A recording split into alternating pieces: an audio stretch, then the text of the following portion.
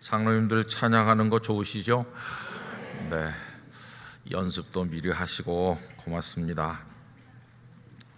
저희 부친께서도 이제 장로로 섬기시다가 은퇴하시고 하늘나라 가셨는데요.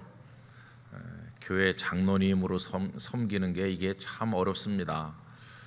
한 번은 얼굴이 좀 어둑어둑하셔서 들어오셨어요, 주일 밤에. 그래서 어린 저는 뭣도 모르고 교회에서 무슨 일이 있으셨냐고 그랬더니 아니 좋은 일이 있었다고 그래요.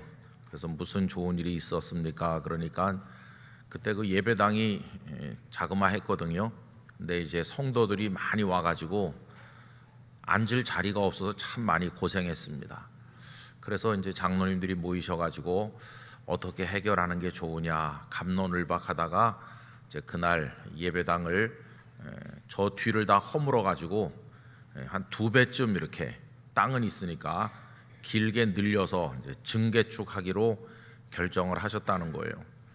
그런데 이제 반대하는 분도 있고 그래서 이제 조금 어려웠는데 그래도 그렇게 결정을 했다는 거예요. 그러면서 그 결정이 참 잘 된 거라고. 그런데 왜 아버지가 걱정이 많으신 것 같아요? 그랬더니 그 증개축 해야 된다고 강력하게 내가 주장했는데 헌금을 해야 될 거 아니냐고.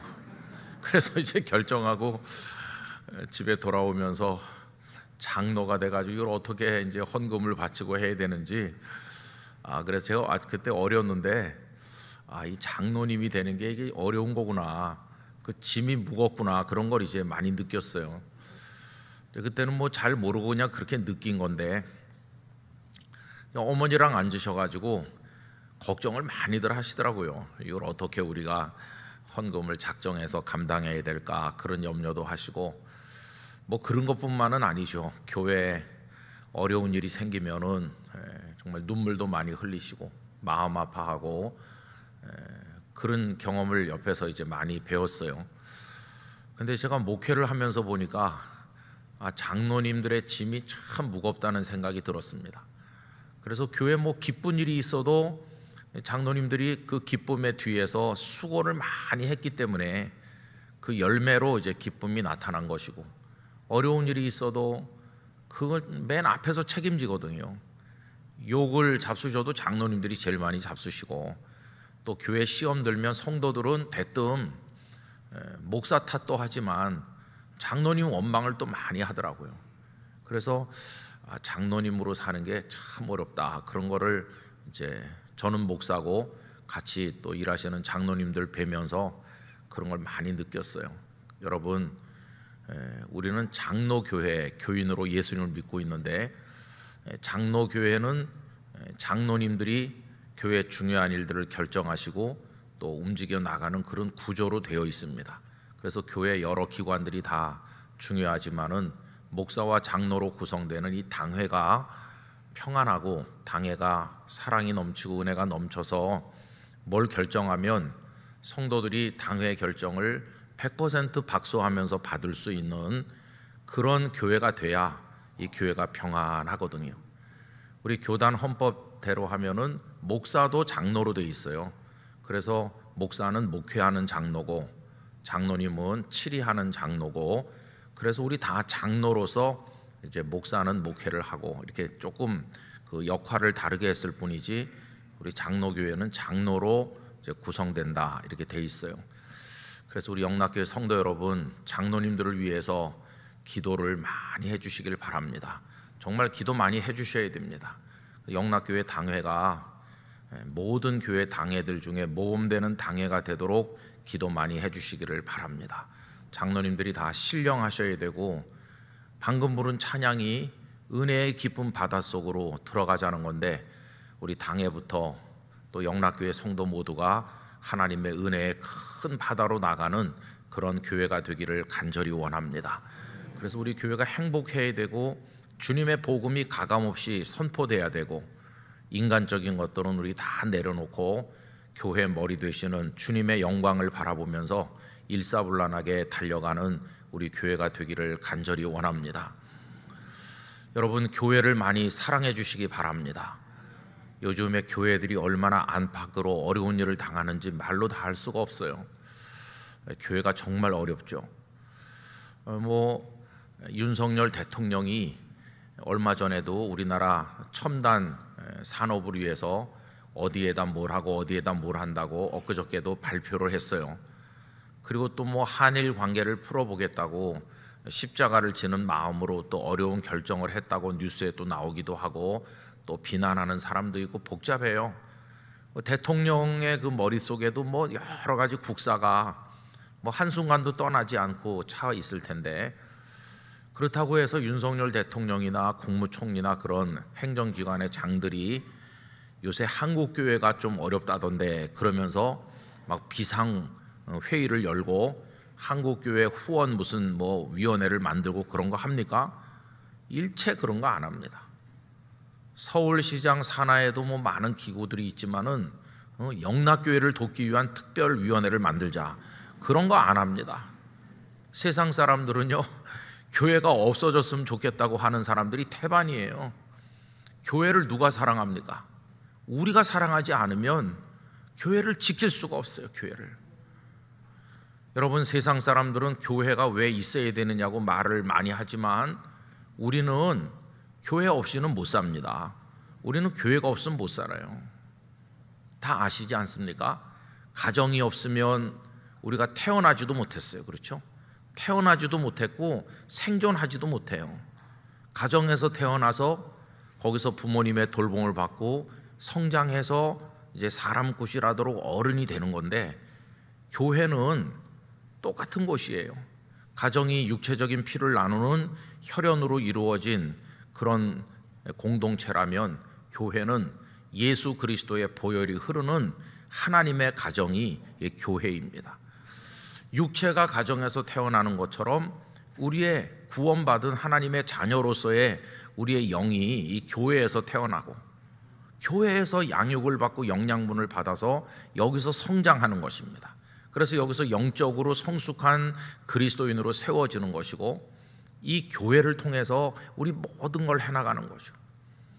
교회에서 태어나서 여기서 유아 세례 받지, 여기서 어린 시절 보내고 믿음의 잔뼈가 굵어가지고 여기서 청년부 시절에 또 누구랑 만나서 사랑하고, 그래서 교회 본당에서 목사님 주례 받으면서 결혼식하고, 또 태어난 아이가 또 여기서 유아 세례 받고 또 교회 학교 다니고 또 여기 성장하고, 그리고 그 부모는 또 교회 집사님, 장로님, 권사님 돼가지고 은퇴할 때까지 충성하는 동안에 또 그 다음 세대가 태어나고, 그래서 교회 역사를 편찬해서 쭉 보면 윗대 부모님이 교회 개척 당시부터 계시고 또 몇십 년 후에는 그 다음 세대가 하면서 가족들의 이름이 군데군데 나오는 거예요. 찬양대원 이름도 나오고 무슨 봉사 부서에도 이름이 있고 교회학교 교사 중에도 나오고 구역장, 권찰 하여튼 우리 가족들의 이름이 안 나오는 데가 없다. 그러면서 교회를 위해서 온 가족이 충성하고, 그래서 여러분, 교회 역사는 교회 역사만이 아니라 그 가정이 어떻게 교회를 통해서 하나님을 사랑했는지 가정의 신앙 역사를 거기서 찾아볼 수 있어요. 그래서 교회가 쭉 이렇게 흘러가면서 우리 가정도 쭉 이어내려가는 거죠. 그러다 마지막에는 이 교회 안에 머물다가 하나님의 부르심을 받으면 성도들이 와서 남아있는 가족들을 위로해주고 장례식을 진행하고, 떠나신 분은 하나님의 품에 안기고, 그래서 주님의 나라에서도 이 땅에 있는 후손과 성도들을 위해서 기도할 것이고, 이러면서 이 교회가 우리를 천국으로 이끌어가는 정말 유일한 축복된 기관이에요. 물론 교회들이 완벽한 교회는 없습니다. 다 문제가 있고 부족한 게 있고 가끔 다투기도 하고 갈등도 있고 다 그렇죠. 그게 왜 그러냐 하면은 우리 다 죄인 아닙니까? 입만 열면 주여 죄인입니다. 죄인끼리 모아다 놨어요. 여기가 죄인들의 집합소예요. 그러니까 다 문제가 많죠. 싸우기도 하고 그런 거예요. 그러면 주님께서 저렇게 시끄럽게 싸우고 문제가 많은데 이 천국의 복음을 누구한테 맡기면 좋겠느냐? 백화점에 맡겼나요? 이 천국 복음을 대통령에게 맡겼나요? 여러분, 천국의 복음을 문제투성이인 교회에다 맡기셨어요. 문제가 많지만 이 하나님의 말씀을 세상에 선포하는 건 교회입니다. 교회. 교회가 아니면 복음을 들을 데가 없어요. 교회는 천국의 나팔수처럼 이 복음을 온 세상에 선포하도록 하나님께서 세우신 거룩한 기관인 것이에요. 문제가 많지만 교회에 와야 복음을 듣고 여기서 구원의 은혜를 경험하고 여기서 믿음이 성장하는 것이에요. 그래서 여러분, 교회가 없어가지고는 우린 살질 못합니다. 그런데 지금 한국 교회가 많이 안팎으로 어려움을 당하고 있는데, 그래서 여러분 특별한 마음으로 교회를 위해서 깨어서 기도하고 교회를 사랑해야 될 줄로 믿습니다. 교회를 사랑해야 됩니다. 여러분, 영락교회를 사랑해 주시기를 바라요. 우리가 사랑하지 않으면 아무도 사랑하지 않는. 가끔 어떤 분들은요, 당신의 교회는 사랑하지 않으면서 교계 활동을 많이 하면서 우리 한국교회 뭐 조국교회를 살리자 뭐 이런 말을 많이 해요. 근데 그건 너무 공허한 겁니다. 각자가 자기 교회, 자기가 이름이 등록되어 있고 자신이 주일 예배를 드리고 자신이 하나님을 섬기는 자기 교회를 사랑하면, 다 그렇게 하면 대한민국 교회는 다 사랑받는 교회가 되는 거죠. 그런데 자기 교회는 사랑하지 않고 교회 가서 싸움을 만들고 분란을 만들고 교회에서 막 주인 노릇하면서 다른 사람 쫓아내고 그러면서 뭐 연합 모임에 와가지고는 한국 교회를 사랑하지, 이건 다 쓸데없는 말이죠. 지금 내가 예배드리고 내가 소속돼서 하나님을 찬송하는 바로 그 교회를 사랑하면 되는 거거든요. 그래서 여러분, 저도 여러 교회들을 위해 기도하지만 저는 지금 영락교회 목사이기 때문에 영락교회를 위해서 제일 많이 기도하고 우리 영락교회 마음을 많이 두고 그런 거 아닙니까? 우리 성도님들 영락교회를 정말 끝까지 사랑해 주시길 바라요. 이 교회를 주님 오시는 그날까지 복음의 정말 진리의 기둥과 터로 우리가 지켜나가야 될 줄로 믿습니다. 그래서 성령님께서 우리를 도와주실 것이, 얼마나 많은 이들의 눈물과 헌신, 한경직 목사님 이후로 얼마나 많은 분들이 영락교회를 위해서 기도하고 눈물을 흘리고 헌신하고 주머니를 털어서 하나님 앞에 섬기고 그러면서 얼마나 많은 그 수고의 헌신의 눈물이 배어 있습니까? 그죠? 오늘 우리 시대에 와가지고 이게 무너지면 곤란한 것이죠. 그래서 정말 특별한 마음으로 깨어서 기도하면서 이 교회를 지켜야 되겠다 하는 생각이 드는 것입니다. 여러분, 이 교회가 여러분들에게 평생의 내 교회다 이렇게 되시는 줄로 압니다. 우리 영락교회 출석하는 성도들은 영락교회는 내 교회지, 우리 가족들이 몇십 년을 다녔고 나도 다니고 내 자녀들도 다니고 영락교회는 우리 가족들의, 우리들의 내 교회지 이렇게 생각하시는 분들이 많으실 거예요. 정말 진실한 의미에서 영락교회가 여러분들의 교회가 되시기를 바랍니다. 내 교회가 있어야 돼요. 내 교회. 좋은 교회는 찾아다니는 게 아닙니다. 찾아다니는 게 아니라 눈물로 기도해서 갖고 가지고 좋은 교회를 다 만들어야지, 어디 좋은 교회 없나 그러면서 찾아다니는 거는 그건 잘못된 것이에요. 지금 내가 몸담은 이 교회를 좋은 교회로 만들기 위해서 다 무릎 꿇고 기도해야 되는 것이죠. 여기가 여러분들에게 내 교회가 되시길 바라요. 내 교회. 내 교회가 없이 떠돌아다니는 사람들도 많아요.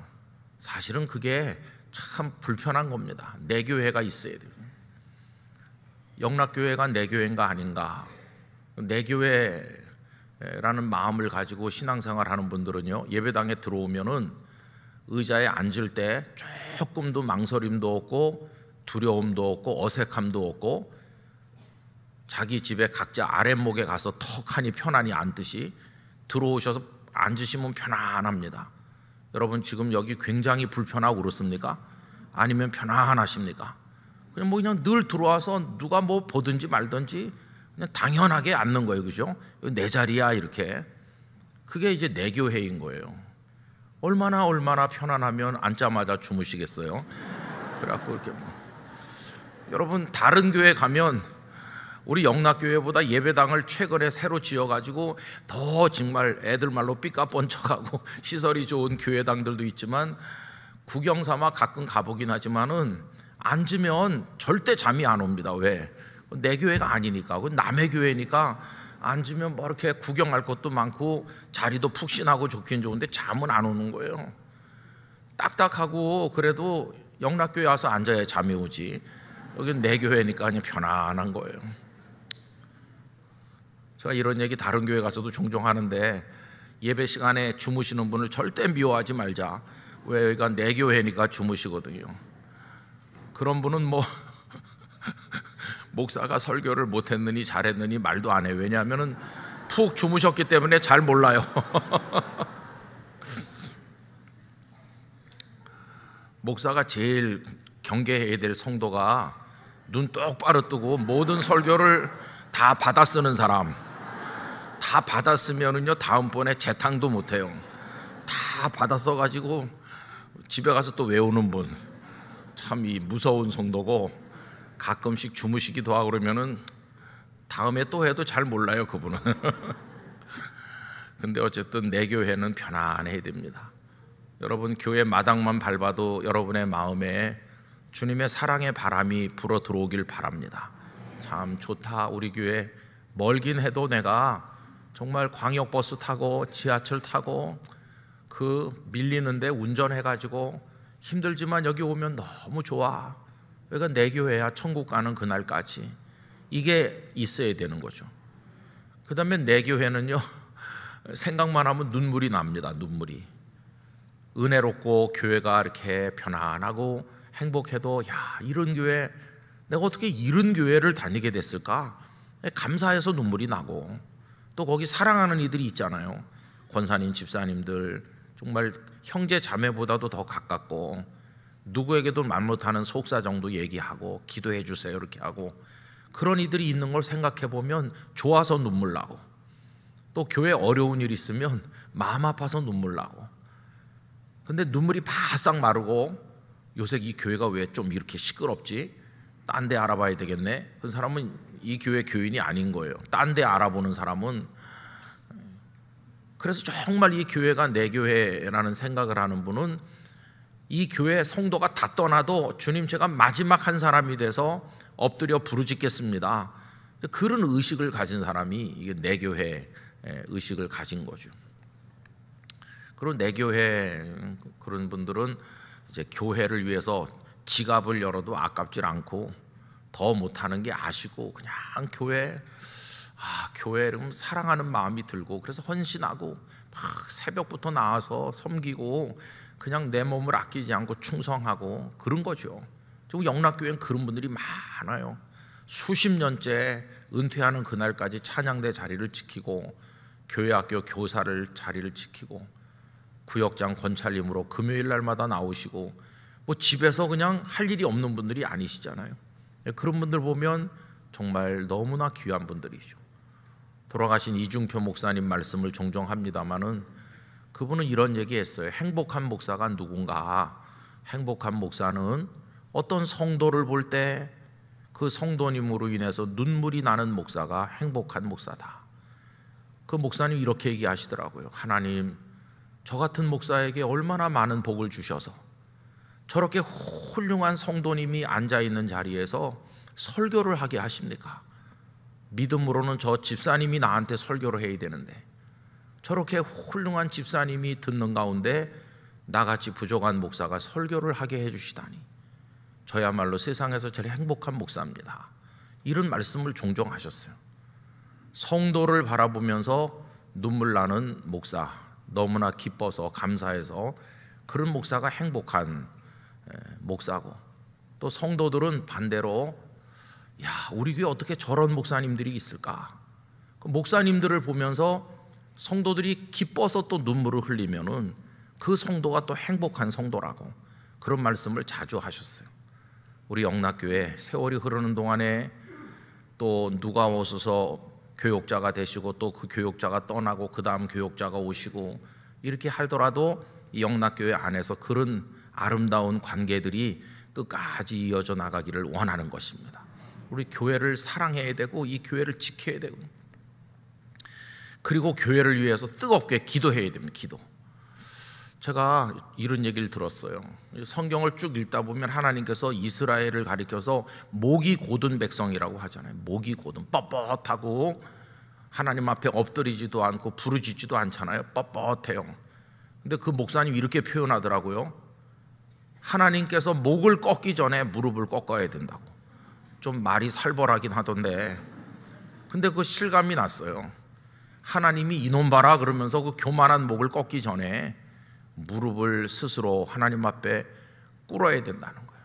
무릎을 꿇고 하나님 앞에 기도해야 됩니다. 여러분, 이 한국교회가 어려우니까 요즘에 들어서 기도에 어떤 이렇게 저변에서 기도해야 된다고 하는 흐름들이 나타나는 건 참 감사한 일이에요. 어떤 교수님이 이런 생각이 들었대요. 기도해야 된다. 기도. 내가 그냥 강의실에서 강의하면 안 되고 기도를 해야지. 기도해야 돼. 그래서 어떻게 시작하나? 나부터 기도를 해야지. 그래서 몇 달 전부터 이제 그 교수님이 기도 생활을 더 집중해가지고 기도를 했대요. 전에는 더 많은 연구를 하고 더 잘 가르치기 위해서 힘썼는데 이제는 기도하는 교수가 돼야 되겠다. 기도를 하고 하나님 어떻게 이 기도의 불을 이어가게 하실는가 이렇게 생각을 했는데, 신대원 학생 2명이 어느 날 다짜고짜 찾아와가지고 교수님, 우리가 기도하려고 하는데 지도 교수가 되어 주시겠습니까? 아, 이게 하나님이 이렇게 보내주시는구나. 내가 몇 달 동안 혼자 기도하면서 준비가 됐다고 하나님 판단하셨구나. 그래서 그 2사람하고 기도를 시작했는데 지나간 주간에는 35명 모였대요. 무슨 뭐 행사를 하는 게 아니고 그냥 오로지 기도만 하고 가는 건데 30몇 명 모였대요. 이제 앞으로 얼마나 더 모일지 모르죠. 그러면서 저보고도 학생들이 더 많이 모이면 목사님 한번 꼭 와서 같이 기도해 달라고. 나 기쁨으로 간다고 그랬어요. 신대원 학생들이 기도한다는데 얼마나 이게 귀한 겁니까? 여러분, 이런 기도의 움직임이 신학교에도 일어나고 교회마다 쭉 일어나서 무릎 꿇는 사람들이 많아질 때 하나님의 역사가 나타날 줄 믿습니다. 우리 영락교회가 뜨겁게 기도해야 됩니다. 기도 많이 나오셔서 금요일도 기도하고 새벽에도 기도하고 열심히 기도해야 됩니다. 우리 모든 교육자들부터 교회를 사랑하는 마음으로 기도하는 일에 힘써 주시기를 바랍니다. 이제 성경 말씀을 이제 읽으려고 하는데요. 여러분, 출애굽기 1장. 야, 아직 설교를 시작 안 했구나 그렇게 생각하실 것 같아요. 짧게 할 겁니다. 그래서 출애굽기 1장 1절부터 7절까지, 출애굽기 1장 1절부터 7절까지 우리 그냥 쭉 같이 다 읽읍시다. 천천히. 1장 1절부터 읽습니다. 야곱과 함께 각각 자기 가족을 데리고 애굽에 이른 이스라엘 아들들의 이름은 이러하니 르우벤과 시므온과 레위와 유다와 이사갈과 스불론과 베냐민과 단과 납달리와 갓과 아세리요. 야곱의 허리에서 나온 사람이 모두 70이요 요셉은 애굽에 있었더라. 요셉과 그의 모든 형제와 그 시대의 사람은 다 죽었고 이스라엘 자손은 생육하고 불어나 번성하고 매우 강하여 온 땅에 가득하게 되었더라. 아멘. 맨 처음에 요셉이 17살에 노예로 팔려갔습니다. 그리고 13년 지난 다음에 애굽의 총리가 됐습니다. 그리고 그 다음 해부터 7해 동안 풍년이 들어서 애굽의 농사가 잘 돼서 창고를 많이 짓고 곡식을 가득가득히 쌓아놓았습니다. 그리고 그 이듬해 요셉이 38살 되던 해부터 7해 동안 과거에 한 번도 보지 못한 흉년이 계속 들어서 요셉은 총리로서 그 곡식들을 다 나누어 주어서 백성들이 살게 합니다. 그런데 흉년이 2번째 들었던, 그래서 요셉이 39살쯤 됐을 때 형님들이 곡식 사러 애굽에 찾아옵니다. 17살에 팔려갔는데 39살쯤 형님들하고 만난 거니까 22년 만에 만난 겁니다. 형님들은 동생이 너무나 몰라보게 달라졌고 신분이 애굽의 총리이기 때문에 그 높은 사람이 동생일 거라는 생각을 그 형들은 까마득하게 못합니다. 근데 요셉은 그 형님들을 금방 알아보았죠. 그래서 그 창세기 후반부에 많은 우여곡절 끝에 드디어 야곱이 온 가족을 인솔해서 애굽에 내려옵니다. 그때 내려온 사람들의 남자들의 숫자가 70명이었어요. 그래서 야곱의 가족들이 애굽에서의 삶을 시작하게 되는데, 그리고 오늘 말씀은 요셉을 비롯해서 그 시대 사람들이 그 1세대, 애굽에 들어왔던 1세대가 다 죽었어요. 그리고 이제 뭐 2세대, 3세대 시간이 많이 흘렀겠죠. 그래서 그 야곱이 가족들을 데리고 애굽에 내려온 이후 모세가 그들을 데리고 다시 애굽 바깥으로 나가는 출애굽이 될 때까지 그 전체 기간이 430년이에요. 430년 동안 많은 세대가 이렇게 바뀌면서 시간이 지났는데, 오늘 말씀 7절에 보면 처음엔 70명에 불과했던 그들이 나중에는 아주 강성해졌습니다. 여러분 7절 말씀을 다시 한번 제가 읽어드립니다. 이스라엘 자손은 생육하고 불어나 번성하고 매우 강하여 온 땅에 가득하게 되었더라. 수백만 명으로 숫자가 늘어났어요. 그래서 이걸 여기 지금 번성했다 이렇게 표현했고, 매우 강하다 이렇게 표현했어요. 근데 여러분, 어떤 목사님은 이 7절을 가리켜서 강하긴 한데 슬프다고 얘기했어요. 왜 그럴까요? 왜 강하다고 하면서 슬프다고 말할까요? 이때 이들의 신분이 뭡니까? 노예거든요. 노예. 아무리 수가 많으면 뭐예요? 노예인데요. 앞집 뒷집에서 아기가 새로 태어나도 야, 아기가 태어났다고 기뻐하긴 하지만 애굽 사람들의 눈으로 보면 부려먹을 노예가 하나 더 태어난 거예요. 이 얼마나 슬픈 일입니까? 수가 많으면 뭐합니까? 기껏해야 노예인데, 이게 참 강하긴 강하지만 슬픈 거죠. 여러분, 그래서 숫자만 많은 거 가지고는 강하다고 말하기가 좀 어색해요. 전에도 종종 말씀드린 것처럼 후안 카를로스 오르티즈 목사님 얘기는 수만 늘어나는 건 부흥이 아니라고 얘기했죠.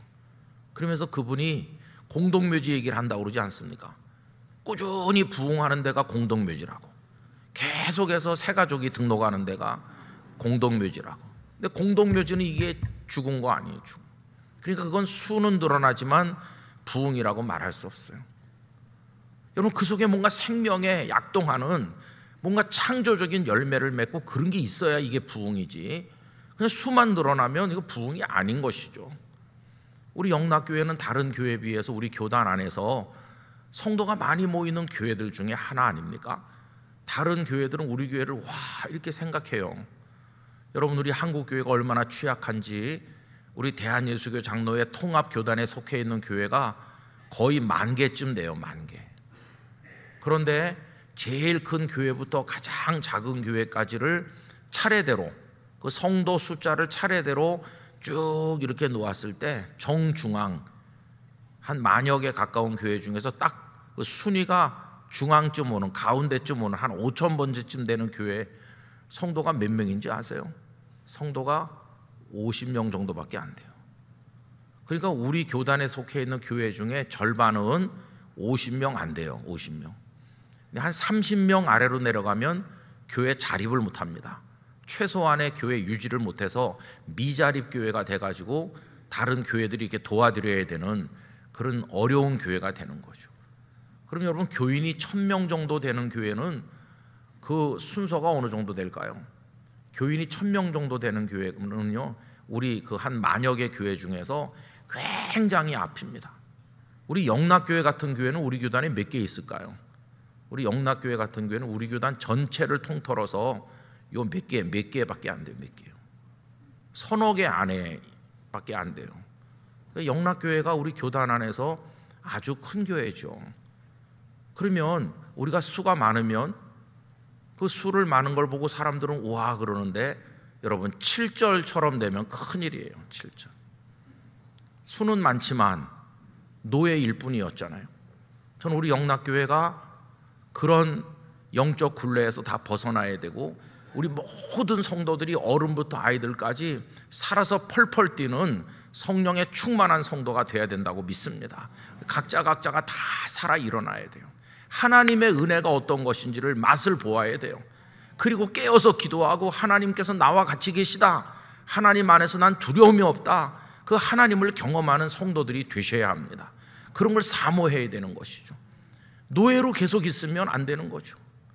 수가 뭐 몇백만이 아니라 몇천만이면 뭐 하겠어요? 계속 노예로 있다면 이건 정말 슬픈 것이죠. 그래서 여러분, 저는 우리 영락교회가 이제는 다 벌떡 일어나서 하나님이 주신 사명을 더 왕성하게 감당해야 될 때가 됐다고 믿습니다. 새로운 역사를 향해서 달려갈 때가 된 것이죠. 가만히 있어도 80주년이 오고 90주년이 오고 100주년이 오고 가만히 있어도 그건 옵니다. 왜? 시간은 흐르고. 그 대신 시간만 흐르는 게 아니라 우리 이마에 주름살도 깊어지고 흰머리도 더 많아지고 우리도 은퇴하고 하나님 앞에 가는 거예요. 나중에 하나님 앞에 갔을 때 뭐 하다 왔냐? 목사였는데요. 근데 목사로 뭐 했니? 그냥 시간이 흐르대요. 그래서 은퇴했습니다. 이것이 참 슬프잖아요. 우리 장로님들, 집사님들, 권사님들 하나님이 직분자로 세우셨는데 여러분, 우리가 기력이 있고 생각할 수 있고 예배당에 올 수 있는 건강이 있고 우리에게 사명을 맡겨준 그 시간에 우리가 절대로 아무것도 하지 않고 지나서는 안 된다고 믿습니다. 하나님 앞에 깨어 일어나야 되는 거죠. 기도하고 교회를 사랑하고 뭔가 어려운 교회도 돕고 교회를 개척하기도 하고 우리 후손들을 위해서 준비할 걸 준비하고 그렇게 움직여 나가야 되는 것이죠.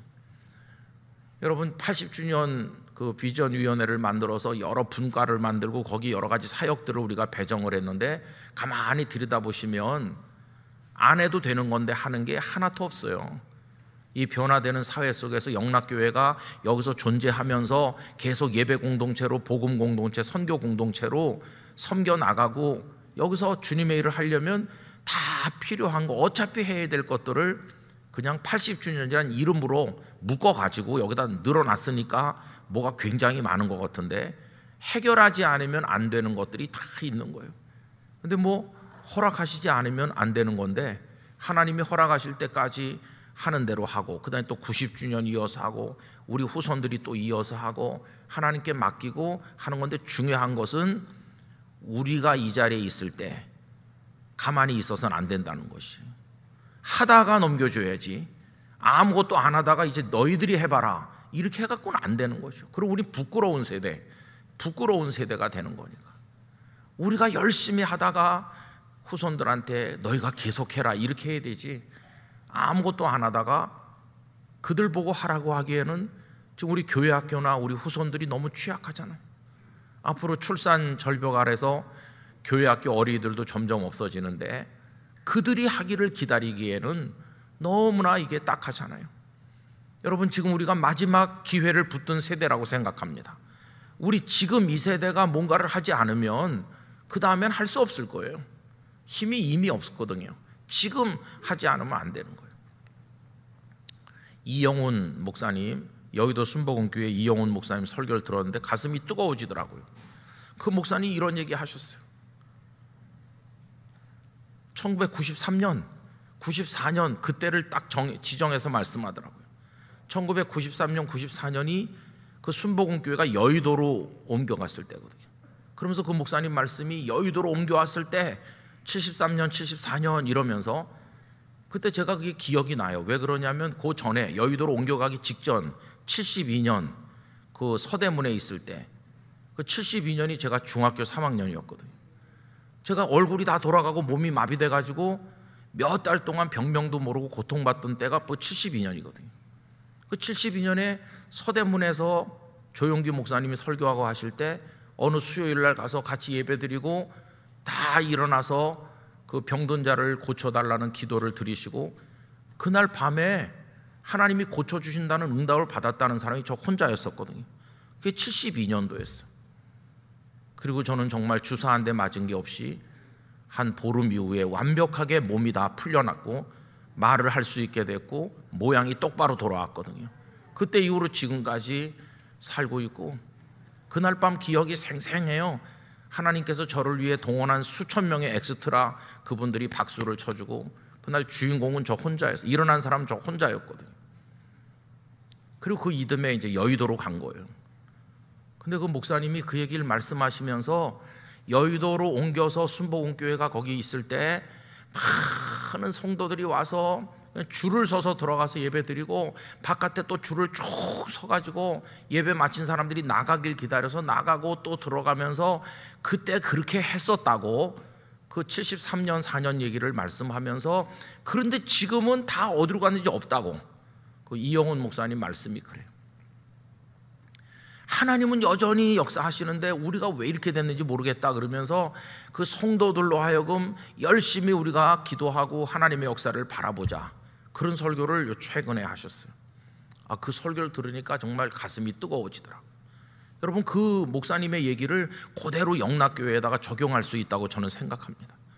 1980년대 초 제가 신대원에 다닐 때 수요일 예배 여기 자주 왔거든요. 오면은 뭐 2부로 모이고 그때 막 이 본당이 차고 넘치고 굉장했잖아요. 주일날 막 줄 서서 기다리시다가 나가면 들어오시고 그랬잖아요. 다 그런 거 여러분 경험하셨잖아요. 그죠? 근데 지금은 한참 기다려도 자리가 많이 비어 있잖아요. 그땐 그랬었는데 지금 왜 그런가? 그 목사님 설교를 들으면서 우리 영락교회 생각이 났어요. 우리 영락교회도 옛날에는 다 줄 서서 기다리다가 마친 성도들 나오면 또 들어가시고 이렇게 했는데 왜 우리가 이렇게 힘을 많이 잃어버렸을까? 왜 한국교회가 다 전반적으로 그럴까? 이런 생각하니까 참 부끄럽더라고요. 그럼 그 시대 누가 한국교회 구성원이었습니까? 우리죠. 우리가 한국교회, 이 교회 저 교회 구성원으로, 거기서 학생으로 있고 거기서 집사님으로 있고 거기서 우리가 교회 일을 맡았었고, 저 같은 사람도 목사가 됐는데 이 책임을 하나님 앞에 어떻게 감당해야 될지 몰라요. 여러분, 이 자리가 뭐 가득 차게 지금 모이진 않았지만 오늘 여기 모인 우리들만이라도 영락교회 재부흥과 재도약을 위한 초석이 되기를 원합니다. 여러분, 다시 우리가 일어나길 원합니다. 열심히 기도하고 허리띠를 동여매고 하나님 복음을 위해서 일어나겠습니다. 더 많이 기도하겠습니다. 여러분, 우리 그런 다짐을 가지게 되기를 원하는 것입니다. 지금 예수님을 믿는 사람들이 다 위축되어 있다고 하지만 저는 지금도 하나님의 말씀은 살아서 운동력이 있다고 믿습니다. 지금도 나가서 복음을 전도해야 됩니다. 열심히 복음을 전도해야 돼요. 언젠가 우리 교회 주보에 등록이 2명이었던 주일이 있어요. 등록이 2명이요. 세 가족 이름이 2명 나왔는데 그 주간에 돌아가신 분이 12명쯤 됐어요. 12명 돌아가시고 2명 등록하면 우리 영락교회는 어떻게 되는 건가? 그런 생각이 드니까 눈앞이 캄캄하더라고요. 여러분, 열심히 복음을 전도해야 됩니다. 요새는 전도가 안 된다 그러지 말고 우리 열심히 나가서 복음을 전도하고 기도하고 하나님을 의지하고 그렇게 해야 됩니다. 그리고 우리 후손들을 위해서 뭔가 이 시대에 해야 될 일은 뭐 80주년이란 이름으로 하든지 무슨 이름으로 하든지 해야 되는 것이죠.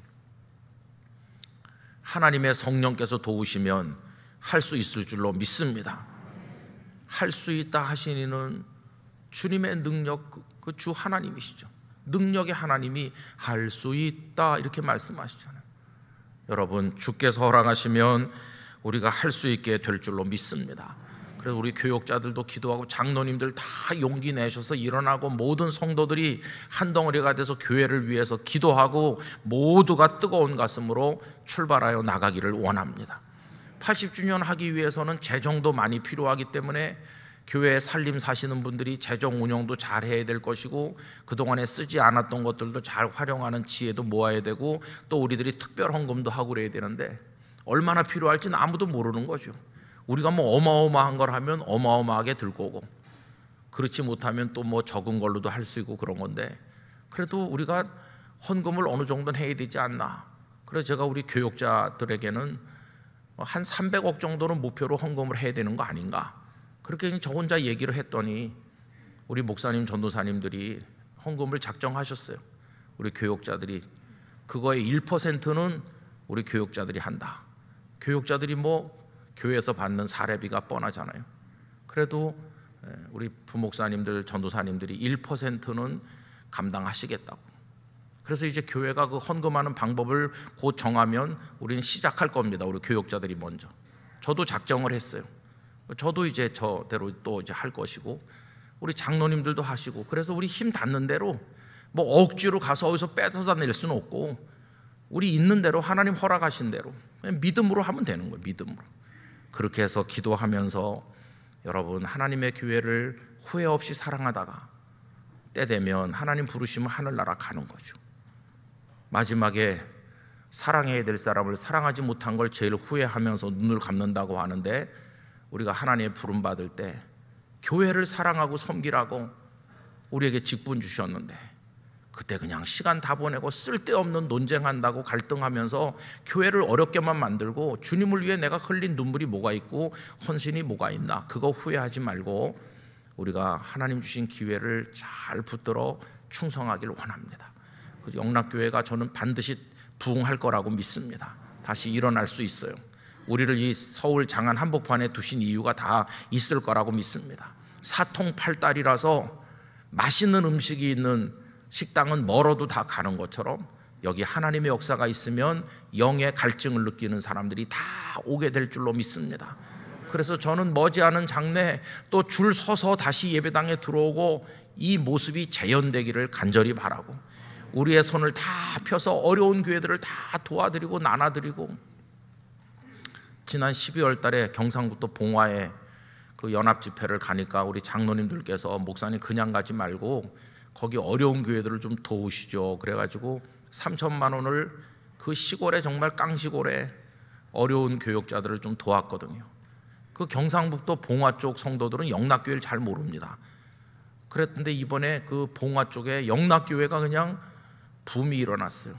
엊그저께 누굴 만났더니 봉화에 사는 80 넘은 은퇴한 목사님을 만났는데, 그 목사님이 계속 그 영락교회 얘기를 하더라고 그런 거예요. 영락교회가 거기서 이제 그분들에게 감동을 드린 것 같아요.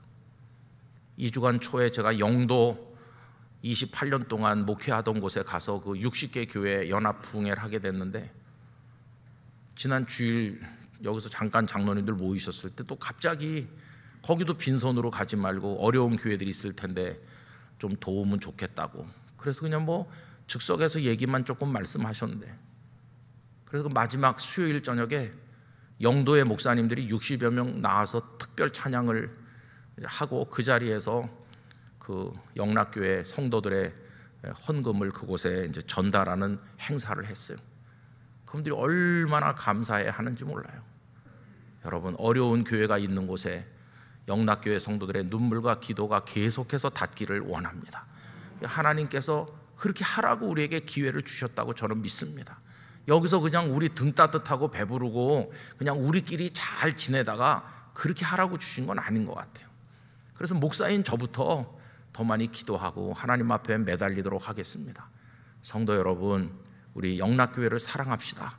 다른 교회 뭐 이렇게 얘기할 것도 없고, 우리 교회 그저 어떻게 해서든지 아름다운 주님의 진리가 살아있는 교회가 되고 하나님의 뜻을 이루는 교회가 될 수 있도록 힘을 모아서 달려가기를 간절히 원합니다.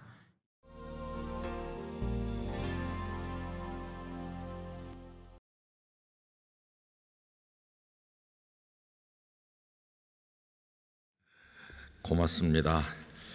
믿는 자의 어이할고 이렇게 찬양하셨는데, 어이하면 좋을까요, 여러분? 하나님께서 우리를 긍휼히 여겨주시기를 바랍니다.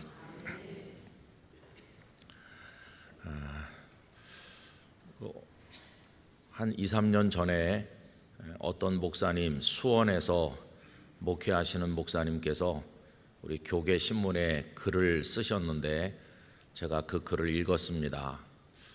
근데 글의 내용이 좀 마음이 아픈 거예요. 한 목사님이 계신데, 그분이 이렇게 자그마한 교회 목사님이세요. 성도들이 얼마 안 되겠죠. 근데 이 목사님은 어떤 섬김의 리더십, 그런 거를 많이 생각하는 분입니다. 할아버지도 장로님이셨고 아버님도 장로님이셨고 형님도 목사님이고 이제 당신도 목사님이 됐어요. 그래서 집안에서 이제 그런 분위기 안에서 성장하다 보니까 교회를 사랑하는 거, 성도들을 사랑하는 거, 그런 걸 많이 보고 자랐다고 합니다. 어려서 아주 집안이 가난했는데 그 아버지 장로님께서 교회 뭐 교사들이라든가 또 수고하는 일꾼들을 주머니를 털어서 대접을 하시고는, 우리는 그분들을 대접했으니까 집에 쌀이 떨어졌는데 우리는 그냥 풀죽을 먹자, 이랬던 적도 있다고 그래요. 그래서 철없는 어린 시절에 아니 다 퍼다가 남을 먹이고 우리 애들은 굶고 풀죽이나 먹고 이래도 되는 건가 이렇게 생각을 했는데 그 할아버지도 그렇고 그 아버지도 그렇고 우리 교회 일꾼들은 그렇게 섬기는 거다 이렇게 배웠다고 그래요. 그래서 형님도 이제 그런 목회를 하시고 이분도 목회를 하면서 성도들을 지극히 사랑하시고 잘 섬기려고 노력을 했다고 합니다. 그럼 이제 그 사모님이 또 그걸 받들어 가지고 주일날 주방에 나가서 열심히 손수 밥도 만들고 반찬도 만드시고 이렇게 해가지고 성도들을 이렇게 섬기셨다고 그래요. 그리고 이제 먹고 나면 설거지를 해야 되는데 설거지는 성도들이 도와서 같이 했다고 그럽니다. 그런데 참 이상하게 성도들이 아유 우리 목사님이 저렇게 희생하고 수고하시고 사모님이 막 밥을 손수하셔서 이렇게 대접을 하는구나 이렇게 고맙게 생각하면서 함께 힘을 모아야 될 텐데 참 이상한 일을 경험하게 됐는데 얼마 지나니까 성도들이 아유 설거지를 하는 게 귀찮지 않냐 이렇게 얘기하더라는 거예요. 그러면서 어떤 제안을 했느냐 하면은 우리 밥 먹지 맙시다. 밥 먹지 말고 그냥 컵라면으로 한 그릇씩 때우고 갑시다. 그렇게 하더라는 거예요. 그래서 이제 그 사모님이 더 이상 밥을 하지 않게 됐대요. 그래서 당번제로 돌아가면서 컵라면을 준비하고 또 물을 끓여놓고 이렇게 했는데 또 얼마 지나니까 아 그거 물 끓이는 것도 귀찮다고 꼭 뭐 교회 와서 먹어야 되겠냐고 그러면서 그냥 각자 알아서 해결하자 이래갖고 그 다음에는 컵라면도 안 먹게 됐다고 그래요. 그런데 이 목사님이 굉장히 이제 마음의 상처를 받은 겁니다. 본인이 알던 공식하고는 다른 거예요. 본인이 알던 공식은 이렇게 겸손하게 희생해서 섬기고 이렇게 하면은 성도들이 또 감동을 받고 같이 섬기고 또 누군가가 밥을 하러 나오고 같이 밥을 하고 이러면서 교회 안에 사랑이 넘치고 그럴 줄 알았더니 그게 아닌 거예요. 오히려 그 반대 현상이 나타나게 됐습니다. 그래서 이제 그 목사님 마음에 큰 부담을 느끼고 동료 목회자들 모인 곳에 가서 그런 마음의 아픔을 이야기를 했답니다. 그랬더니 동료 목사님들 중에 한 분이 이렇게 말하더래요. 그 목사님 목회를 뭘 몰라서 그런다고. 목회가 제대로 되려면 막 성도들을 몰아붙이고 큰 소리를 쳐야 그게 카리스마가 있는 거지. 그렇게 섬기고 그러면은 못난이 취급해가지고 목회가 안 되는 거라고. 이분이 알던 공식이 무너지는 거예요. 예수님은 겸손히 발을 씻겨주라고 그랬는데 어떻게 된 건가? 그러면 가서 막 큰 소리를 치고 나와서 밥을 하세요 막 이래야 목회가 되고 그게 카리스마가 있는 건가? 나는 이게 지금 뭐 하는 건가? 이런 좌절감을 더 많이 느꼈대요. 그래서 이제 그 목사님이 탈출구가 필요하니까 뭔가 좀 해결을 봐야 되니까 이제 목사님들이 모이시는 목회자 세미나에 갔답니다. 목회자 세미나에 가셔서 이렇게 강의도 듣고 기도도 하고 이렇게 하는데 거기 은퇴한 지 얼마 안 되는 어떤 대형 교회 목사님이 강사로 오셨대요. 큰 교회 목회하다가 은퇴한 분이 오셔가지고는 뭐라고 얘기하냐면은 순진하게 목회하면 목회 안 된다고, 교회를 잘 목회하려면 목사가 연기력이 있어야 된다고, 좀 을러대기도 하고 그래야 된다고 그런 얘기를 하더라는 거예요. 그래서 이분이 뭔가 좀 영적 치유를 받으러 갔다가 상처를 더 많이 받은 거예요. 아니 그러면 그렇게 큰 교회를 목회하는 그 목사님은 진심이 아닌가? 진심이 아니고 그냥 연기를 하는 건가? 예수님께서 발을 씻긴 게 연기인가? 예수님은 진심에서 우러나오는 마음으로 이렇게 발을 씻기고 하는 건데 아니 도대체 무슨 소리를 하고 있는 건가?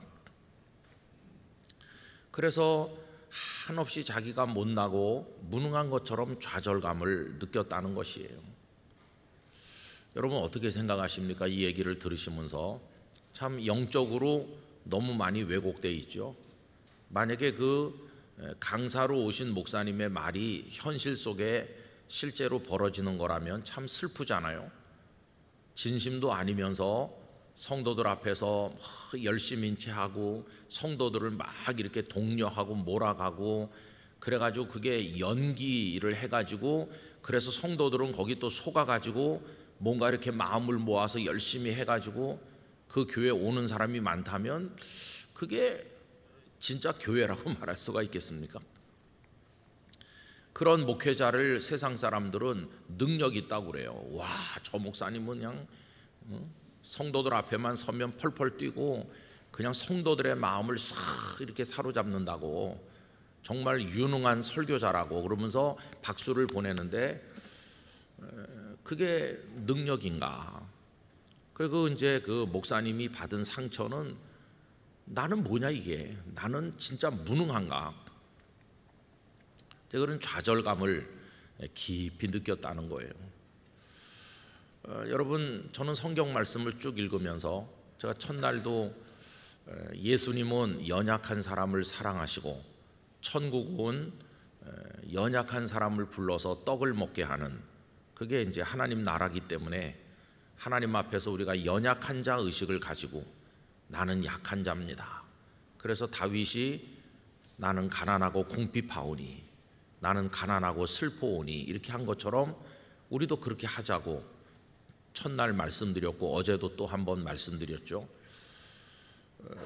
근데 세상은요, 그런 사람은 바보라고 그래요. 그런 사람 바보고 아주 반짝반짝하는 재지가 있고 뛰어난 능력이 있고 유능하고 그래야 다 사람들은 좋아합니다. 근데 성경을 쭉 이렇게 읽어보니까요, 하나님께서 무능한 사람을 불러 쓰신 얘기가 너무너무 많은 거예요. 여러분, 우리 현실하고 성경이 가르치는 바하고 너무나 달라요. 그죠? 하나님은 무능한 자를 들어서 쓰셨더라고요. 그러면 하나님께서 무능한 사람을 들어서 쓰신 거라면 여러분, 우리들은 거기 맞춰야 되는 거 아니겠어요? 그러면 하나님 앞에 가서 하나님 저 유능합니다, 저 능력 있어요, 이렇게 말하면 하나님의 방식과 거꾸로 가는 게 아닐까요? 오히려 하나님의 방식에 우리를 맞추려면 하나님 저는 너무 무능해요, 저는 못났어요, 저 같은 게 뭘 하겠습니까? 그렇게 말하는 게 그게 진심이 될 때 오히려 하나님께서 아니야, 내가 너를 꼭 귀하게 쓰고 싶다 그러실 거 아니겠어요? 그래서 이 현실에서 벌어지는 거하고 이 성경이 가르치는 하나님의 방식하고 사이에 굉장한 괴리감이 있는데 우리가 이 괴리감 사이에서 혼란을 겪고 있는 거죠. 저는 우리 영락교회 성도님들은 하나님의 방식에 따르기를 원합니다. 하나님을 믿는다는 건 하나님께 우리를 맞추는 거니까 하나님의 방식에 따르려면요, 무능한 자가 돼야 되는 것이고 오히려 무능한 사람을 볼 때 박수를 쳐줘야 되는 거죠. 아까 그 이야기에서 성도들 앞에 연기하듯이 해가지고 많은 성도를 모아가지고 목회 잘한다는 소리를 듣는 그런 목사님하고 진짜 진심으로 섬겼는데도 성도들이 그걸 이해하지 못하고 오히려 무능한 목사 취급받는 그 목사님하고 두 분이 있다고 할 때 하나님은 누구의 손을 들어주실까? 결국 마지막에 가면 하나님께서 누구의 손을 드실까가 중요한 거 아니겠어요? 거기서 속으면 안 되는 거죠, 그죠?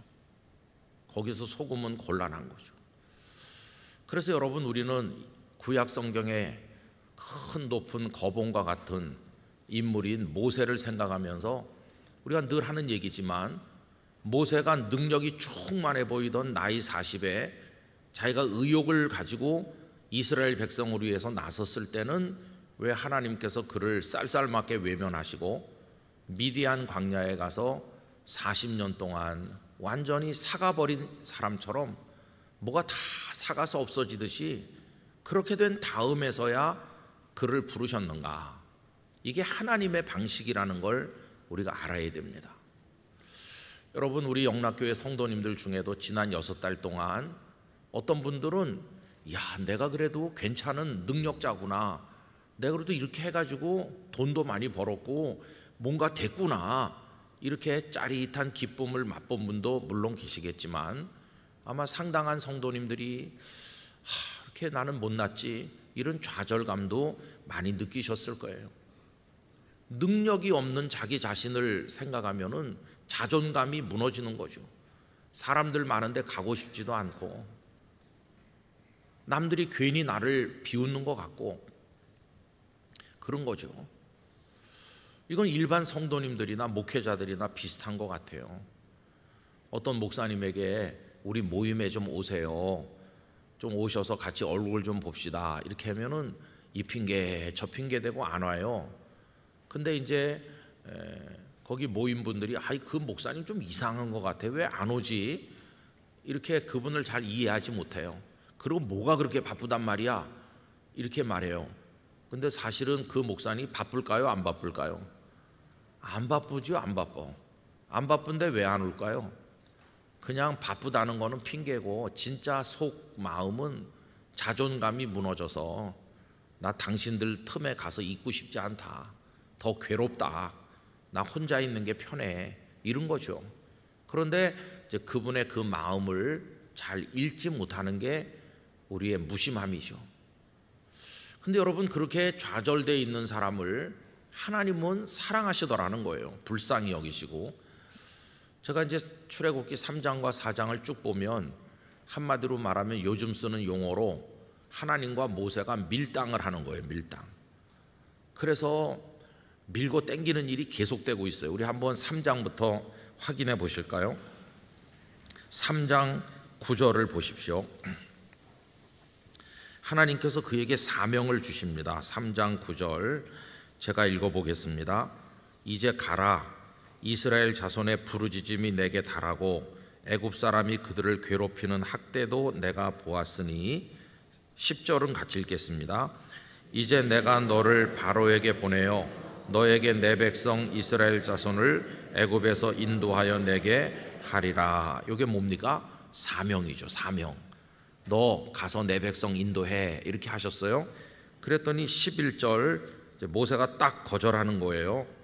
모세가 하나님께 아뢰되 내가 누구이기에 바로에게 가며 이스라엘 자손을 애굽에서 인도하여 내리까. 이거는 어이없다는 듯이 웃으면서 이렇게 말하는 것 같아요. 느낌에 아유, 하나님 사람 볼 줄 모르시네요. 꼭 그런 것 같아요. 나 같은 사람한테 어떻게 그런 말씀을 하십니까? 그래서 사투리로 말하면 우얄꼬 이렇게 하는 거예요. 아니, 나 같은 사람에게 말도 안 됩니다. 하나님, 내가 누구이기에 이 자존감이 다 무너졌어요. 그렇게 거절했어요. 그럼 여러분, 이 거절을 했는데 100% 거절일까요? 그게 또 아닌 거예요. 사람 마음이 묘합니다. 하나님, 저요, 아유, 저 같은 게 뭐라고, 사람 잘못 보셨어요, 저 아니에요, 이렇게 했으면은 끝까지 거절해야 되는데, 사람 마음이 얼마나 이게 왔다 갔다 하는지 약간 한번 해볼까? 그런 생각도 약간 있는 거예요. 그런 거 많이 느끼실 거예요. 집사님이 회장을 해주셔야지 우리 모임이 되는데 꼭 좀 해주세요. 그러면 그 집사님이 아유, 내가 형편없는 사람인데 뭘요 그런 소리 하세요. 일단 거절하다가 속에서는 할 걸 그랬나, 이렇게 사람이 그렇거든요. 지금 모세가 딱 그래요. 거절했으면 그걸로 끝나야 되는데 은근히 또 관심을 보여요. 관심. 여러분 13절로 한번 가보세요. 모세가 하나님께 아뢰되 내가 이스라엘 자손에게 가서 이르기를 너희의 조상의 하나님이 나를 너희에게 보내셨다 하면 그들이 내게 묻기를 그의 이름이 무엇이냐 하리니 내가 무엇이라고 그들에게 말하리이까. 아니, 조금 아까 못한다고 해놓고 제가 가서 그 사람들한테 뭐라고 말하면 좋겠느냐, 이걸 또 왜 물어봅니까? 미련이 남은 거예요. 한번 해볼까, 이게 또 있는 거죠. 그랬더니 14절 같이 읽겠습니다. 하나님이 모세에게 이르시되 나는 스스로 있는 자이니라. 또 이르시되 너는 이스라엘 자손에게 이같이 이르기를 스스로 있는 자가 나를 너희에게 보내셨다 하라. 그래, 너 갈 생각이 있니? 백성들이 누가 너를 보냈냐 이렇게 물으면 스스로 있는 자가 보냈다고 해라. 이렇게 하나님 친절하게 대답해 주셨어요. 친절하게. 그런데 이제 이번에는 또 다른 걸 가지고 물고 늘어집니다. 4장으로 넘어가셔서 4장 1절. 모세가 대답하여 이르되 그러나 그들이 나를 믿지 아니하며 내 말을 듣지 아니하고 이르기를 여호와께서 내게 나타나지 아니하셨다 하리이다. 하나님, 제가 가서 스스로 있는 자가 나를 보내셨습니다라고 말해도 그 사람들이 에이 거짓말, 하나님이 너한테 나타났을 리가 없지 이렇게 말하면 그땐 어떡하죠? 이렇게 또 물어보는 거예요. 이때만 해도 갈 생각이 있는 것처럼 보이잖아요, 그죠? 그랬더니 또 친절하게 하나님께서 답을 하십니다. 4장 2절. 여호와께서 그에게 이르시되 네 손에 있는 것이 무엇이냐? 그가 이르되 지팡이니이다. 그 다음부터는 하나님께서 증거들을 몇 가지 쭉 보여주셔요. 지팡이를 던지니까 뭐가 됐죠? 뱀으로 변했죠. 다시 잡으니까 또 지팡이가 됐죠. 그걸 왜 하라고 하십니까? 백성들이 하나님이 너에게 나타난 일이 없을 거라고 불신하걸랑 보여주라는 겁니다. 증거로. 지팡이를 가지고 하나 하게 하셨고, 두 번째는 또 뭘 하셨나요? 손을 넣었다 꺼내라. 넣었다 꺼냈더니 나병이 하얗게 생겼는데 다시 넣었다 꺼냈더니 온전해졌잖아요. 그걸 통해서 하나님이 너에게 나타났다는 걸 그들에게 증명해라. 또 한 가지 보여주신 건 물을 갖다 부으면 뭐가 된다고 그러셨죠? 피가 될 거라고. 그래서 내가 너에게 나타났다는 증거를 내가 이렇게 보여주니까 그들 앞에 가서 그렇게 해라. 그걸 보면은 널 믿어줄 거다. 이렇게 친절하게 또 답을 하셨어요. 그랬더니 갈 듯 이렇게 보이잖아요. 갈 듯 하더니 갑자기 또 마음이 돌아서서 또 못 간다는 식으로 하는 거예요. 여러분 이제 오늘 본문으로 내려와 보시기 바랍니다. 10절 같이 읽겠습니다. 모세가 여호와께 아뢰되 오 주여 나는 본래 말을 잘하지 못하는 자니이다. 주께서 주의 종에게 명령하신 후에도 역시 그러하니 나는 입이 뻣뻣하고 혀가 둔한 자니이다. 참 저는 이거 읽으면 하나님의 인내심이 참 크다 그런 생각이 들어요. 모세 너 가라. 아유 제가 뭔데 가겠어요. 이러다가 그럼 안 갈 것처럼 하다가 그러면 누가 보내셨다고 할까요? 또 이러다가 지금 뭐 하나님하고 이렇게 밀당을 하는 건데 너무 지금 이러잖아요, 그죠? 그러더니 결국은 하나님이 세 가지 증거까지 다 보여주셨더니 그러면 가겠습니다 이렇게 나와야 될 거 아니겠어요? 감사합니다, 제가 용기를 얻어서 가죠 이래야 될 것 같은데 또 한다는 말이 저 말 못하는데요. 또 쓱 빼는 거예요. 저 같으면 요쯤 되면은 따귀를 한 대 때릴 것 같아요. 근데 하나님 참 친절하셔요.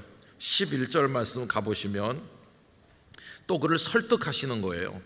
여호와께서 그에게 이르시되 누가 사람의 입을 지었느냐? 누가 말 못하는 자나 못 듣는 자나 눈 밝은 자나 맹인이 되게 하였느냐? 나 여호와가 아니냐? 이제 가라. 내가 네 입과 함께 있어서 할 말을 가르치리라. 걱정 마. 내가 너에게 할 말을 다 알려줄게. 염려하지 말고 가. 알았어? 힘내봐 한번. 이렇게 하시는데 이렇게까지 친절하게 설득하는데 그 다음에 툭 던지는 얘기가 뭡니까? 13절 모세가 이르되 오 주여 보낼 만한 자를 보내소서. 아이고 뭐 이런 게 다 있나. 그러면 아니 그동안 처음부터 그냥 끝까지 안 간다고 할 거지. 갈 듯 하면서 갈 생각이 있는 것 같이 하면서 계속 얘기하다가 끝에 와갖고 아닙니다 딱 이러면은 얼마나 화가 나겠어. 그래서 하나님도 화가 나셨어요. 여러분 하나님도 화가 날 때가 있다는 게 중요한 겁니다. 하나님도 여기서 폭발하셨어요. 폭발. 그래서 14절 말씀 우리 성도님들에겐 이런 일이 없기를 바라는데요. 여호와께서 모세를 향하여 노하여 이르시되, 이런 데는 아멘 하면 안 되겠죠, 그죠? 이게 하나님께서 드디어 화가 나셨어요. 이게 도대체 하나님을 가지고 장난을 하는 것도 아니고 그래서 화가 나셨어요. 레위 사람 내 형 아론이 있지 아니하냐. 하도 말 못한다고 그러니까 네 형 아론이 말 잘하지 않느냐 그죠. 그가 말 잘하는 것을 내가 아노라. 그가 너를 만나러 나오나니 그가 너를 볼 때에 그의 마음에 기쁨이 있을 것이라. 너는 형에게 말하고 형의 입에 할 말을 주라.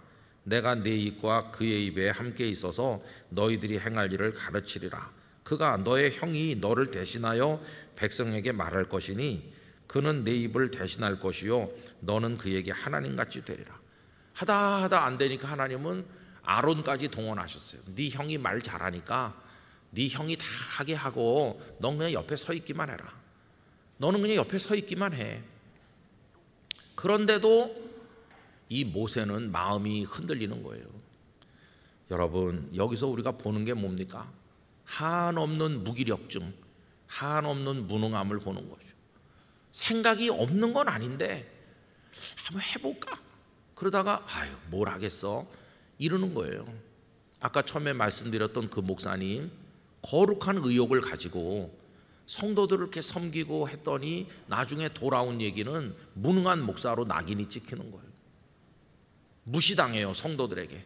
그렇게 해서 섬겼더니 오히려 무능한 목사가 되고, 연기해서 목회하는 사람은 목회 잘한다고 그러고 얼마나 상처를 받는 겁니까? 여러분, 무능함이라고 하는 것은 여러 가지 종류가 있죠. 실제로 무능한 사람도 있죠. 그 다음에 또 어떤 경우가 있냐 하면은 어떤 것에는 유능한데 어떤 것에는 무능한 경우가 있죠. 대부분이 다 그렇죠. 예를 들면 막 키 190cm에 몸무게 110kg 천하장사같이 막 바위를 번쩍번쩍 든다. 그 사람 능력 있어요. 그렇지만 수학 문제를 푸는 데는 빵점인 거죠. 지금 과제가 수학 문제 푸는 건데 그 완력이 센 게 무슨 도움이 됩니까? 하나도 도움 안 돼요. 그저 간신히 연필 잡을 힘밖에 없어도 수학 문제를 풀 수 있는 사람이 그때는 곡이 필요한 거죠. 우리 대부분이 어떤 영역에는 능력이 있지만 어떤 영역에는 무능해요. 이제 그게 우리를 때로는 아주 기쁘게 만들기도 하고 때로는 좌절되게 하는데 이제 그런 경우도 있고, 또 이 무능함이라는 게 트라우마인 경우도 있어요. 실제로는 능력이 있어요. 능력이 있는데 어떤 상처를 받은 게 쌓여가지고 주저앉아서 자기를 무능하게 여기는 경우도 있어요. 이거를 이제 모세 증후군이라고 합니다. 모세 증후군. 모세가 그런 거예요. 여러분, 모세가 실제적으로 여러 사람을 놓고 비교해 보면 무능했을까요? 능력이 있었을까요? 객관적으로 평가할 때 능력이 있죠. 바로의 궁궐에서 40년을 공부한 게 그게 어디 가겠어요? 다 그게 몸에 배 있는 거고, 정말 팔 걷어붙이고 나서기만 하면 보통 이스라엘 사람들이 따라갈 수 없는 능력이 있지요. 능력이 없는 게 아니에요. 능력이 있는데 그의 마음 속에서는 세상에서 가장 무능한 자라고 하는 스스로가 자기에게 덮어 씌운 굴레가 있는 거예요. 보낼 만한 자를 보내세요. 내가 누구이기에 이러는, 이게 이제 모세 증후군이에요. 집사님 잘 하실 수 있는 분이세요. 그런데도 실제로 능력이 있는데 본인 스스로가 자기를 딱 낙인 찍었어요. 무능하다 이렇게. 그래가지고 일어날 힘이 없어요. 도저히 못 일어나는 거예요. 그런 이들이 세상에 참 많다는 게 안타깝죠. 요즘에 우리 그 젊은 세대들이 그런 사람이 많다고 합니다. 집에 들어가서 나오질 않아요. 방에서도 나오지도 않고 외출도 안 해. 친구도 안 만나. 뭐 좀 해보려고 시도도 안 해. 너 왜 그러냐 그러면 뭐 할 수 있는 것도 없고. 그럼 진짜 할 수 있는 게 없냐 하면 그게 아니거든요. 다 멀쩡한 신체를 가졌고 얼마든지 잘할 수 있는 능력이 있는데 그 마음은 다 사가서 바스라진 거예요. 여러분, 이런 이들이 세상에 많이 있는 거죠. 그런데 우리 2주간에 같이 나누는 주제를 생각해서 보면, 누가 하나님 나라에서 떡을 먹나? 하나님 나라에서는 하나님 저 능력 있습니다, 제가 다 하겠습니다, 이런 사람은 하나님 별로 좋아하지 않으시고, 하나님 저 능력이 없어요, 제가 누구이기에 보낼 만한 자를 보내세요, 이러면서 풀이 죽어서 주저앉아 있는 사람을 오히려 강권하셔서 떡을 먹게 하시는 분이 하나님이시라는 거예요. 우리 영락의 성도 여러분, 혹시라도 나는 무능하다라고 하는 그 사슬에 매여 계신 분이 있으시다면 그 사슬을 벗어내시기를 바랍니다. 하나님께서 여러분을 사랑하시는 거예요. 떡 먹으라고 초대해 주신다는 걸 믿으시기 바랍니다. 하나님이 무능한 자에게 힘을 주시거든요. 결국 하나님은 모세를 설득하셨어요. 그렇게 뒤로 빼고 주저앉은 모세를 결국은 설득하셔서 어떻게 하셨나? 여러분 17절 말씀 다 같이 읽겠습니다. 너는 이 지팡이를 손에 잡고 이것으로 이적을 행할지니라. 할렐루야. 이 지팡이를 손에 잡고 거기에 줄을 치시기 바랍니다. 그 나무 막대기, 지팡이라고 번역됐지만 뭐 2m, 3m 되는 그런 그림에서 나오는, 영화에서 나오는 그런 지팡이가 아니고 원문대로 번역하면 막대기입니다. 한 요만한 한 1m 좀 더 되는 그 막대기를 우리 성경에서는 지팡이라고 번역했는데 그 나무 막대기 그거 하나 들고 간 거예요. 그러면 나무 막대기가 그게 뭘 상징하는 건가?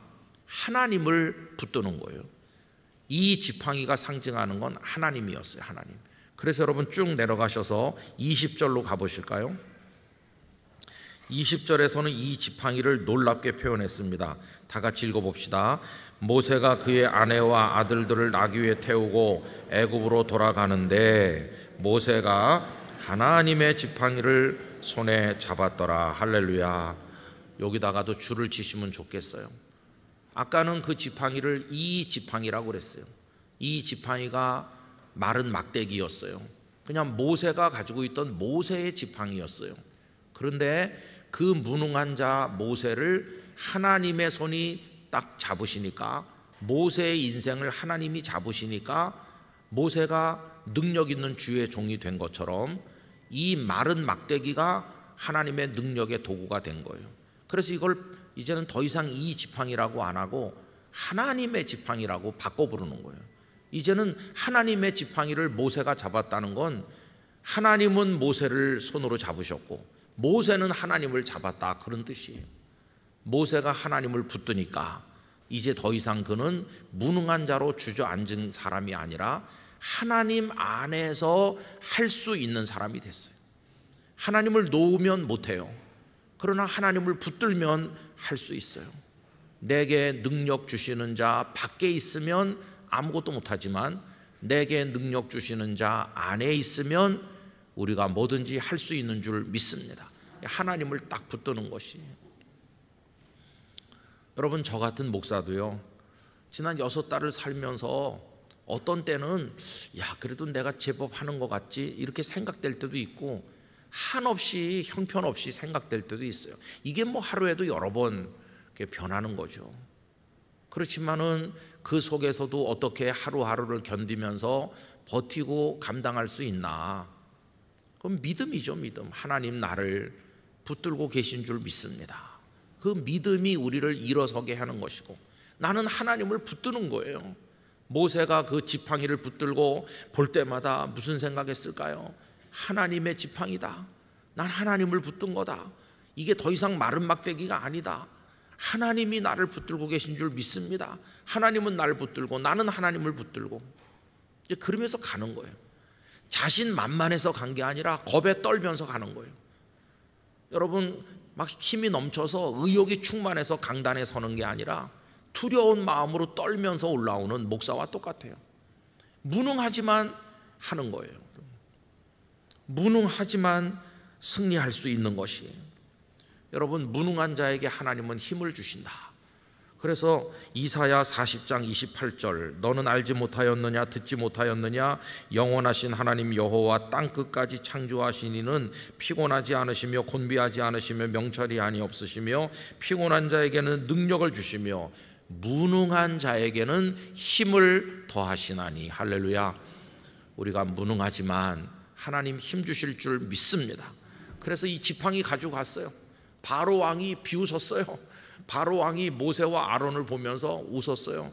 그 지팡이를 던졌더니 그게 뱀이 되고 술객들도 던져서 뱀이 됐는데 모세의 지팡이가 다 집어삼켰어요. 이건 모세와 하나님의 승리를 상징하는 것이었어요. 애굽을 집어삼킨다고 하는 상징이었어요. 나중에 그 지팡이로 홍해를 가리켰더니 바다가 갈라졌어요.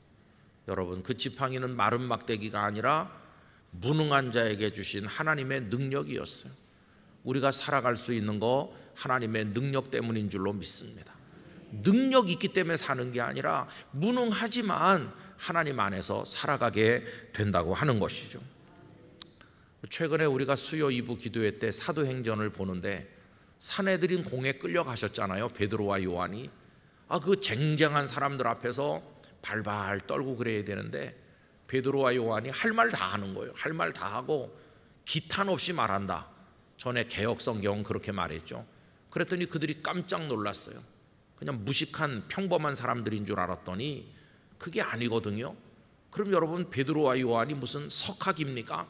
아니에요. 실제로 그들이 볼 때 무식한 게 맞아요. 최소한의 교육밖에 안 받았어. 그런데 무능한 게 사실인데 어떻게 할 수 있나?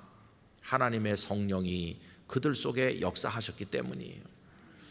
여러분, 우리 영락교회가 능력 있기 때문에 하나님의 일을 하는 게 아니라 무능하지만 하나님의 능력으로 우리가 하게 되는 줄 믿습니다. 이렇게 할 때 우리 교회를 하나님 사랑하실 줄 믿습니다. 우리 개개인도 마찬가지예요. 나는 본래부터 능력이 있어요. 그게 아니고 정말 나는 모세보다도 더 못하지만 하나님이 나를 설득하시고 위로하시고 용기를 주시고, 형 아론이 있지 않냐, 그런 것처럼 널 도와줄 집사님 권사님이 있지 않냐, 이렇게 위로하시고 네 남편 네 아내 있지 않냐, 이렇게 설득하시고 어떻게 해서든지 용기를 북돋으시고 마지막에는 이 지팡이로 해, 내가 너와 함께 있을게, 내가 널 붙들어 줄게. 그래서 하나님께 설득당하고 하나님의 위로를 받아서 한번 해볼까요? 그러면서 일어나는 거예요.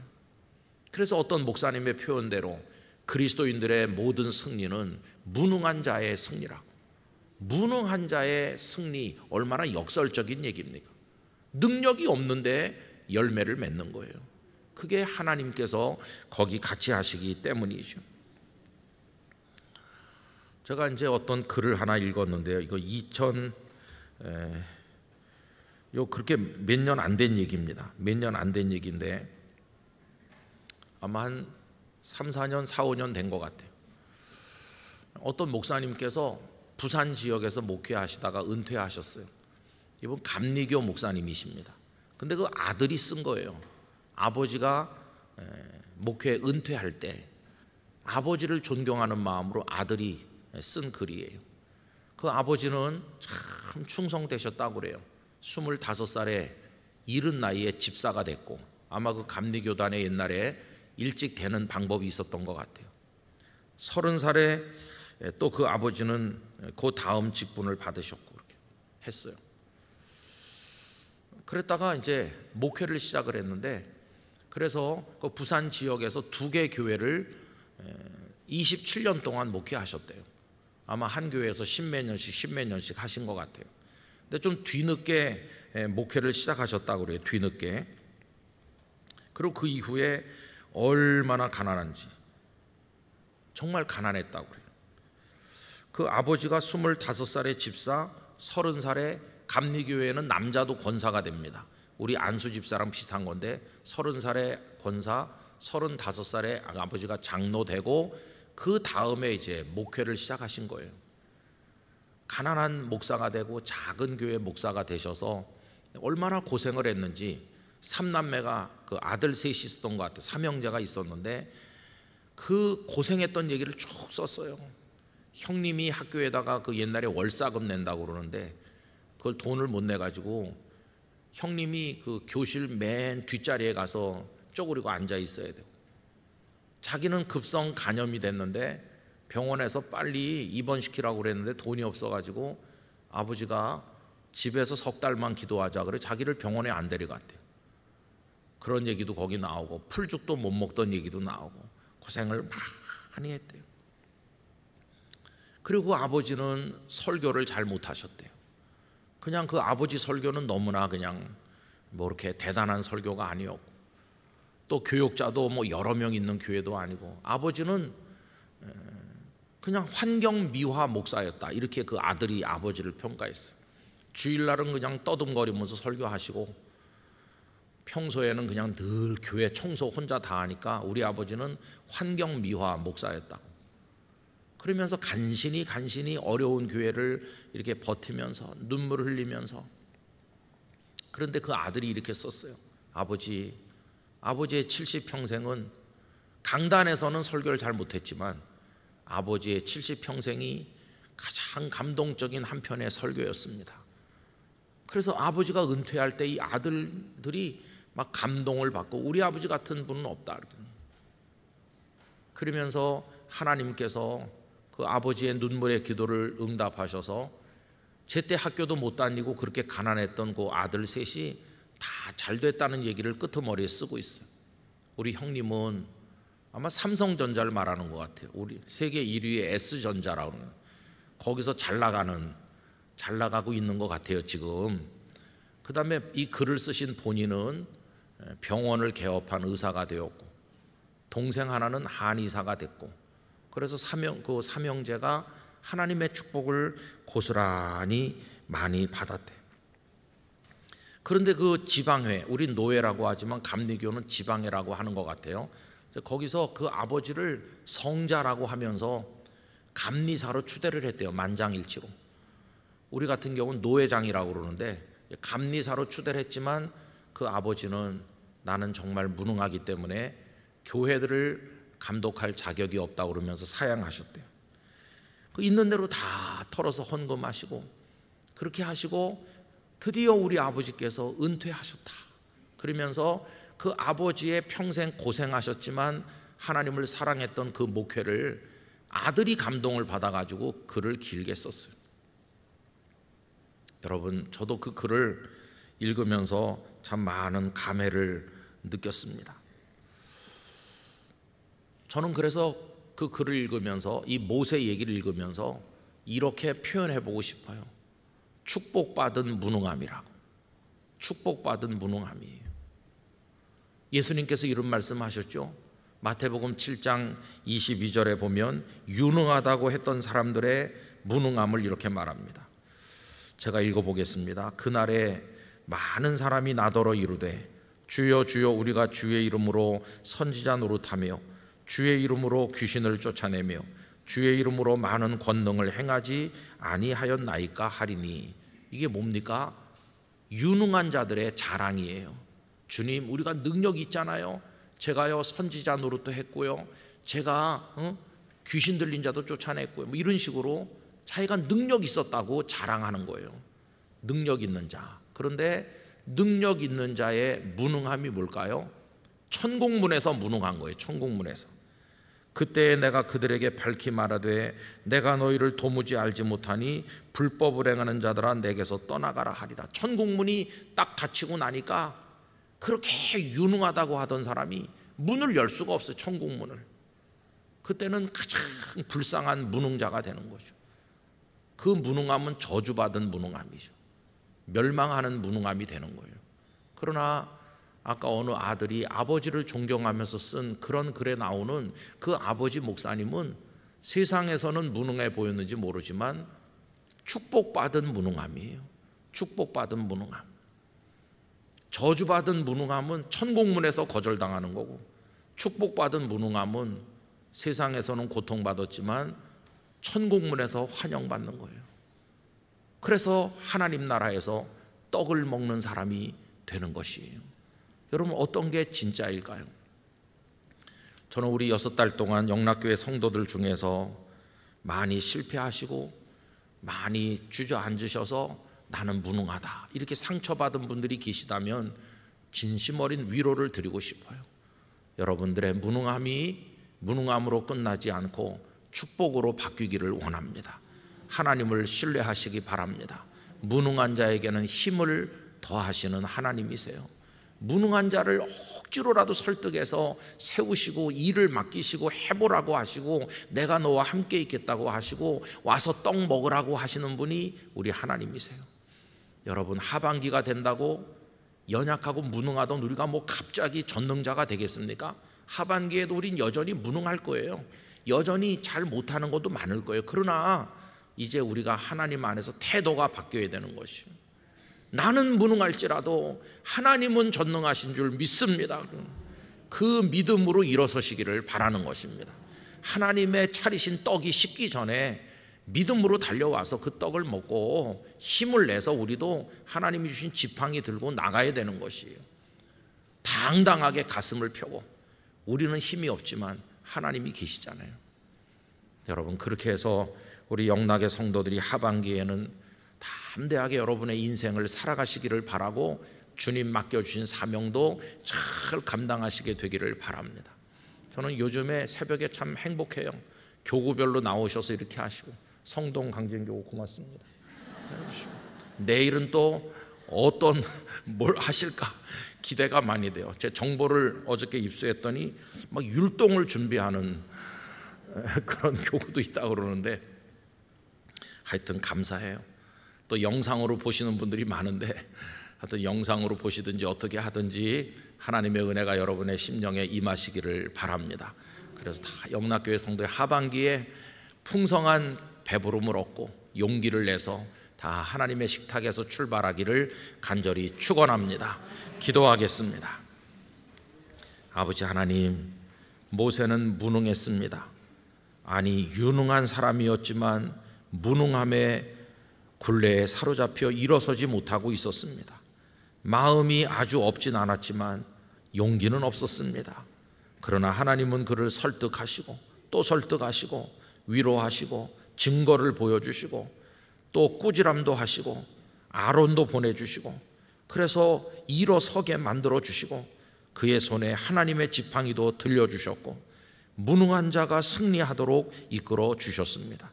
주여, 저희들도 능력이 있기 때문에 주님의 사람 되는 게 아니라 한없이 무능하지만 주 안에서 하나님의 사람 되는 줄로 믿습니다.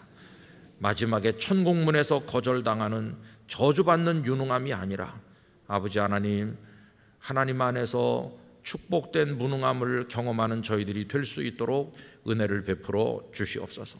이 땅의 유능함이 천국에서 무능함이 된다면 얼마나 불쌍할까요? 그러나 이 땅의 무능함이 천국문이 열리는 축복을 받고 하나님 나라의 떡을 먹는 복이 된다면 얼마나 아름다울까요? 우리 모두에게 그러한 은혜를 허락하여 주옵소서. 오늘 하루도 주 안에서 기쁨의 하루가 되게 하여 주시옵소서. 주 예수 그리스도의 은혜와 하나님 아버지의 사랑과 성령님의 교통하심이 영락의 성도들 중에 영원히 함께 하시기를 축원하옵나이다. 아멘.